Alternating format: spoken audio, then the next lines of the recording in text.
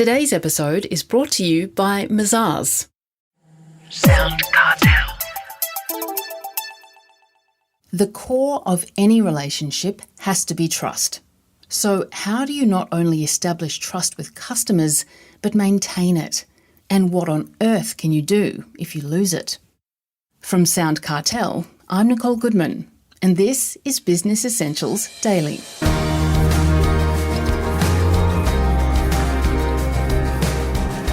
Trust in business is a precious thing. It's hard to earn and easy to lose. Just consider the many royal commissions revealing the bad behaviour of some of our biggest institutions. But you can earn trust, and fast, if you listen to Harry Mills of the AHA Advantage. Harry is internationally recognised as an expert on sales, negotiation and the marketing of professional services. Harry says it's all to do with groundbreaking research around trust, competence and warmth. And warmth is key.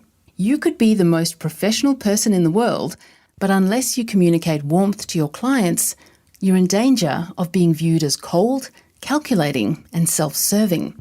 And that's not good for business. Harry explains more about the importance of trust to Heather Dawson.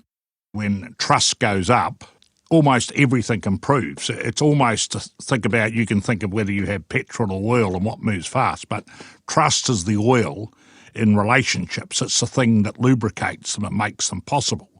I get audiences which I speak to, when we get to this sort of conversation, I get them to do a high five to me in the audience. I did one last night. And I said, there are three fingers which represent value in a relationship, and the value in any relationship normally comes in business from the revenues you earn. High trust, much higher revenues, because people pay and buy more. The second V, if you like, in value is profits and margins. People who trust you are nowhere near as price aggressive. And possibly the third, it's hard to calculate, but I think the recommendations that come from repeat business. So that's the value component. Then there are two others which represent velocity. And so the speed of a relationship, if it takes you 3 months to win a customer over, that's enormously more profitable than if it's going to take you 6 months, a year or 2 years, because fast trust turns into slow trust. And then finally, the ultimate that most people want in sales is closure. Well, closure is almost much more automatic with people we trust. We don't debate, we don't negotiate as hard. So those five, the value times velocity are the keys to business growth. Well, you also say, Harry, that the biggest myth about trust is that you can't teach it. So what do you mean there? Trust needs to be part of the skill set that we acquire then? Yes, it is, because basically people they know how to supposedly build rapport with people, and they're taught a set of skills like establish rapport when they're doing sales training or interpersonal communication training. But people aren't taught how to actually build trust fast, and it is a set of skills. And to just put a blunt term on it, I can teach anybody to act trustworthy within 2 days. Can you give us some tips?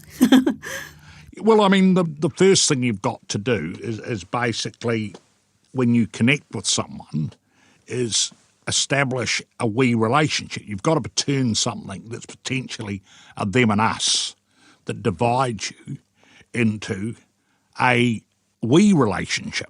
So you've got to find what bonds you, what you have in common.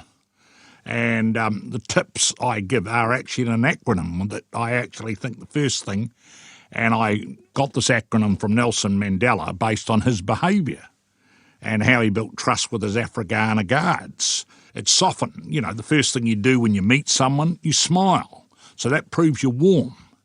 You use an open posture rather than a closed posture. An open posture communicates you've got nothing to hide. The fundamental thing, which is much more about trust and very few people are taught, is the F in my soften, which is called fused identity. What is it you have in common? What is your thing that you're excited about? Well, tell us a bit more about the research around warmth and competence and the importance of warmth in our interactions. Well, that's actually the breakthrough research which explains why those two things. When we meet someone, we determine whether they're friendly. And humans have been wired from the time we were in the womb to go towards warmth. People, you think of the words, our associations with cold, we think people who are cold and calculating. We tend to think people are warm, helpful and trustworthy. So anything in the relationship that demonstrates they are here and they are warm, and if they demonstrate they're here for the long term, like when I was courting my wife back in the teens, my father-in-law, when I first met her, wanted to know my intentions. Were they honourable? So intentions come first. And then the second thing is, can you deliver on what you're promising? But it's always the warmth that actually comes first. Do I warm to you? What we're acknowledging is if you help people find their own reasons for trust, it's the way you actually help customers do business and create value. So if you help people find their own reasons, they tend to open up for.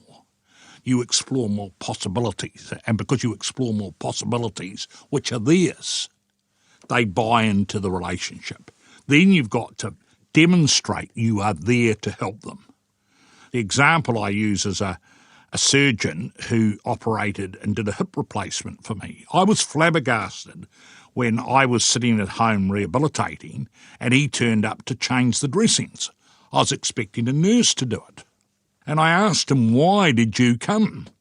He said, because I always like to inspect the end. I like to know what's happening. Now, to me, I thought that was brilliant. Yes, a little bit of time, but I thought what he'd proved to me is he truly cared about me from start to finish.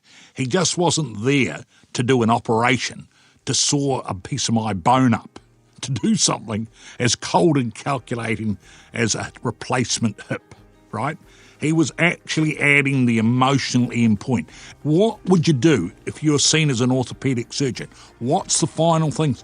And people come up with remarkably flexible and great little ways of proving that they care for the business. That was CEO of the AHA Advantage, Harry Mills.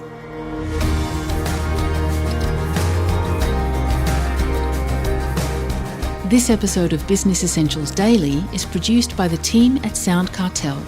Thanks for listening. I'm Nicole Goodman. We'll bring you more Be Daily tomorrow. Follow @BE Daily Podcast across social media and head to bedaily.com.au for more from the Business Essentials Daily podcast. SoundCartel. This episode was brought to you by Mazars. To find out more, visit mazars.com.au. That's mazars.com.au.